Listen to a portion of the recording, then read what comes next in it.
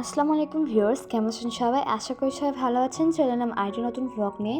আর সকালবেলা ঘুম থেকে উঠেই দেখলাম আম্মুরা সকালবেলা আমাদের ফার্মে গিয়েছিল, তো সেখানে যেয়ে বড়শি দিয়ে অনেক বড় একটা মাছ ধরেছে, অনেক বড় একটা মৃগেল মাছ পেয়েছে। আর আম্মুর কাছ থেকে শুনলাম যে বড়শিটা ফেলার সাথে সাথে কিছুক্ষণ পরেই মাছটা উঠেছে, বেশিক্ষণ দেরি করতে হয়নি।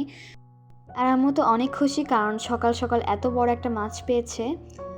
যেহেতু মাছটা টাটকা, তাই টাটকাই রান্না করে খেতে হবে, তাহলে বেশি স্বাদ লাগবে। তো আম্মু সেই মাছটাই আজকে দুপুরের জন্য রান্না করবে। আমি প্রত্যেকবারই ভাজি মাছ খাই, কিন্তু এবার ভাবলাম একটু ঝোলের মাছও খেয়ে দেখি, তাই আম্মুকে আর ভাজি মাছ রাখতে বললাম না।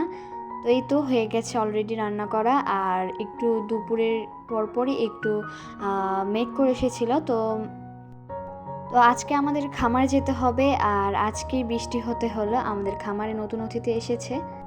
একদিক থেকে বৃষ্টি হয়ে ভালোই হলো, যেহেতু অনেক গরম পড়েছে, তাই একটু বৃষ্টি না হলে হতোই না। তো তারপরে বৃষ্টি থামার পরপরই আমরা খামারে যাওয়ার জন্য রওনা হয়ে গেলাম। কিছুক্ষণ পর কবুতরের বাচ্চায় আম্মু বলল যে নতুন মুরগির বাচ্চা উঠেছে, তো সেগুলোকে পারতে হবে। আমি তো অনেক খুশি হয়ে গেলাম।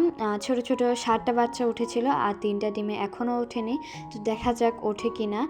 7টা বাচ্চার মধ্যে 5টা বাচ্চাই গলাছেড়া আর কি ললিতা হয়েছে, আর তার মধ্যে 2টা ব্রয়লার ছিল। সেই 2টার মধ্যে একটা ললিতা আর একটা নর্মাল হয়েছে। তো প্রথমবারের মতো ললিতা ব্রয়লার মুরগি দেখে আমি অনেক অবাক হয়ে গেলাম।